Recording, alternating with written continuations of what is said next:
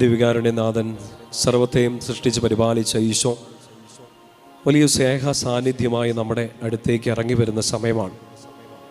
കർത്താവേ, ജനം മുഴുവൻ, ഇസ്രായേൽ ജനം മുഴുവൻ ആഗ്രഹിച്ച് പ്രാർത്ഥിച്ച് കാത്തിരുന്ന ദൈവത്തെ നേരിട്ട് കാണണമെന്നുള്ള അവരുടെ വലിയ ആഗ്രഹത്തിൻ്റെ ഉത്തരമാണ് വിശുദ്ധ കുർബാന.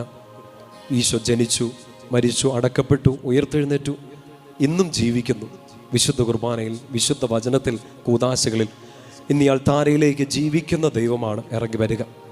ആരാധിക്കുന്നവരെ അവന് ഇഷ്ടമാണ്.